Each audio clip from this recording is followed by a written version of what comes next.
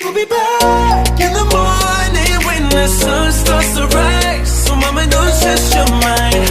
So mama, don't stress your mind.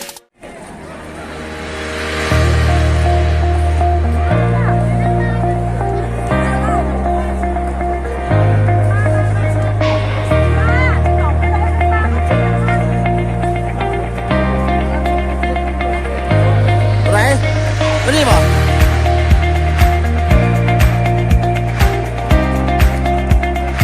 อ้าวสิเนียนละไปรถขึ้นรถแล้วเจอรถแล้ว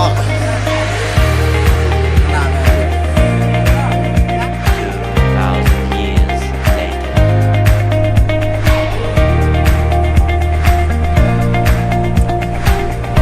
มันญี่ปุ่นได้นี่อิสราเอล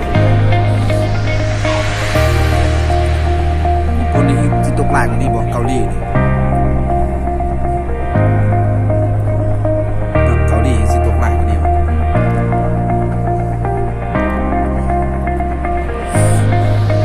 ภูเขาเกลือ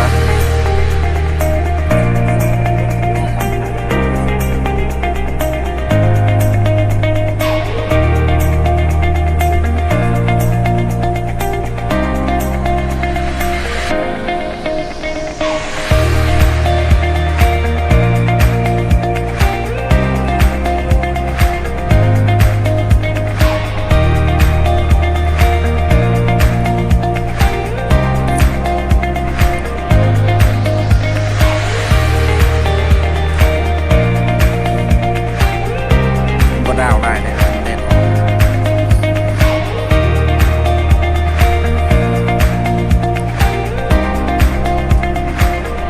ทั่วท่วมทิศมีสีลมติด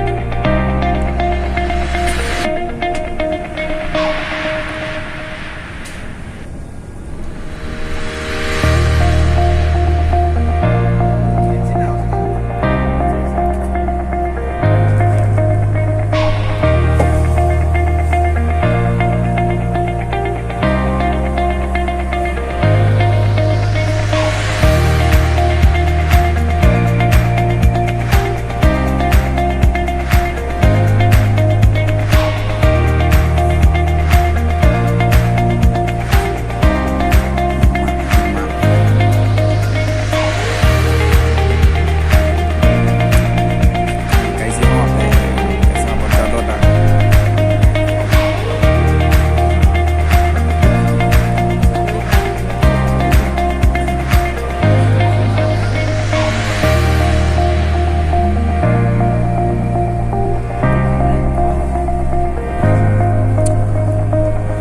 มาก่อน5-6 คันแล้วนะ6 คันแล้วเนี่ย1 2 3 4 5 คันโอ้ยมีแต่นักศึกษา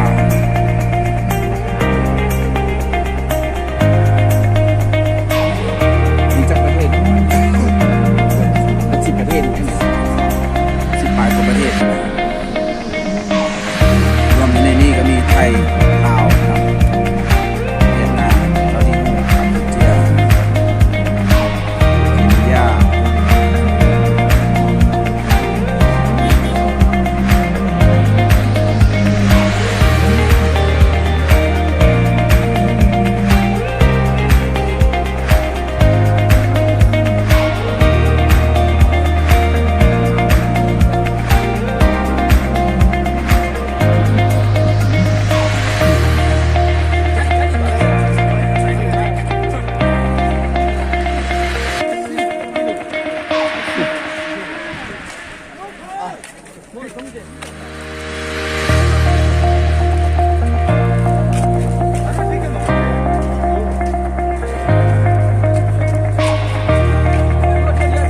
แจ้งปีป่ะวันนี้แจ้งปีเขา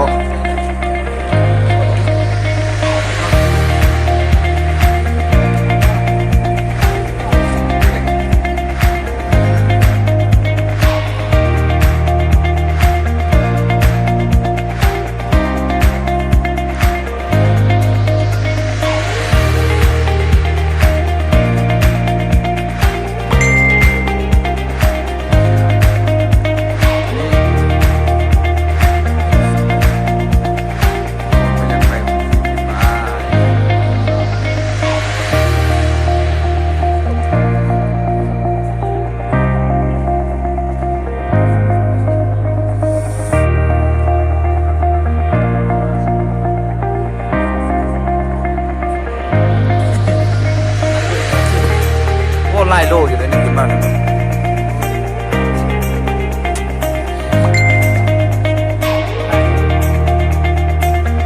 ไอ้เพิ่นนะ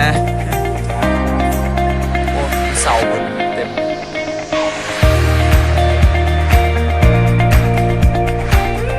คำแล้วมาหอดที่คำแล้ว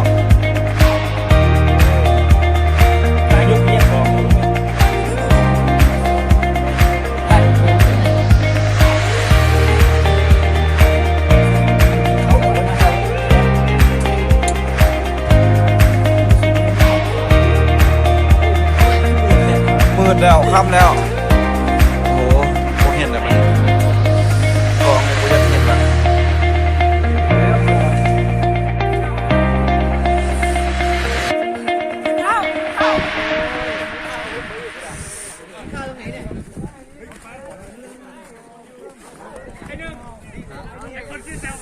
โอ้โหบ่เห็นบอลอื่นเลย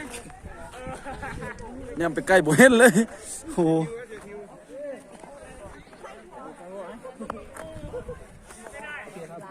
เอาคือ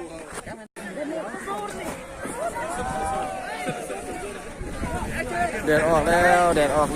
วมันมูทันหลวง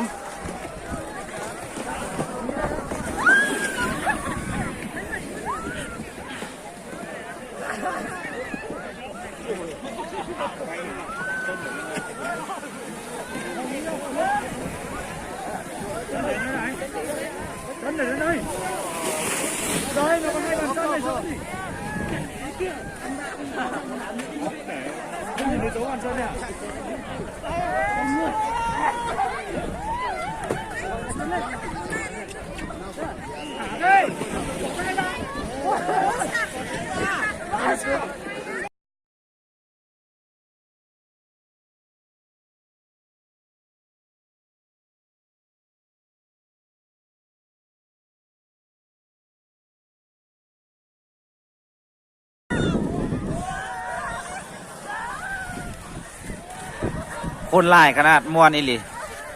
เขามาขี่ตัวนี้ได้เซาเอาอันหนึงอยู่30เซกชื่อเงินลาวเขาก็เกือบ78,000เลยมาแล้ว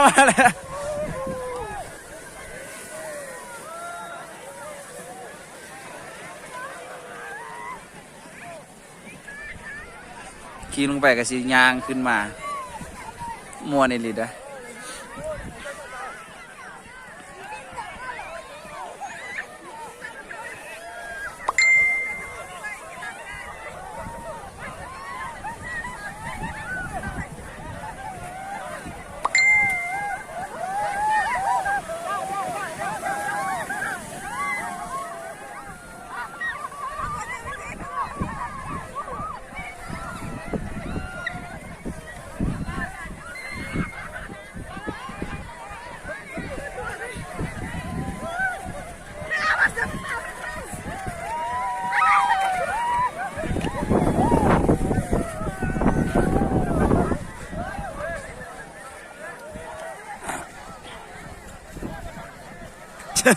เอาขับบุเป็นกระเจิดปีนลมไปจ้ะนะเอาบอลอดแล้วนี่นะบอลอดแล้ว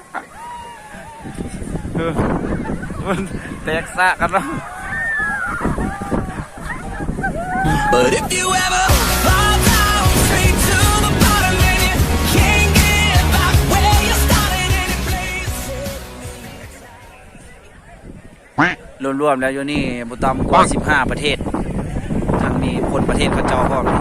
นักศึกษาเฉพาะนักศึกษาเจ้าที่ฮู้กับลาวไทยเวียดนามกัมพูชาเมียนมาอินโดนีเซียอย่างอีกมีกาหน้ามีเกือบ10ประเทศแหละนักศึกษา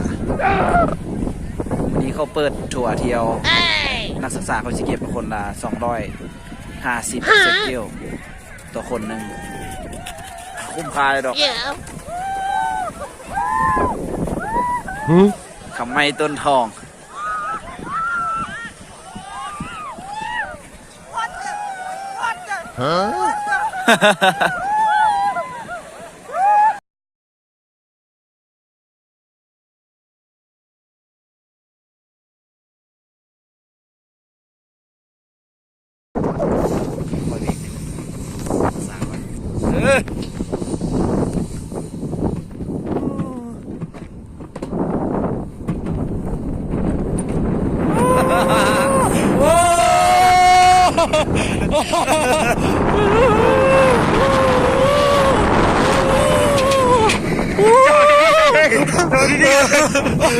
โอ้เด็กก่อนเสียเด็กก่อนหน่อยนึงโอ้โหสลาเลยเว้ยกูอยากกองกูสิวิ่งดอก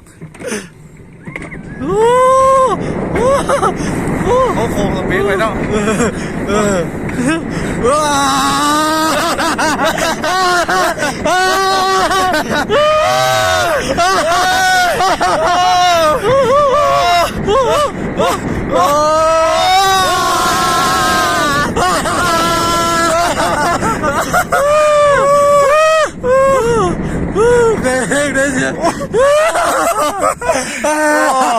บรรยากาศ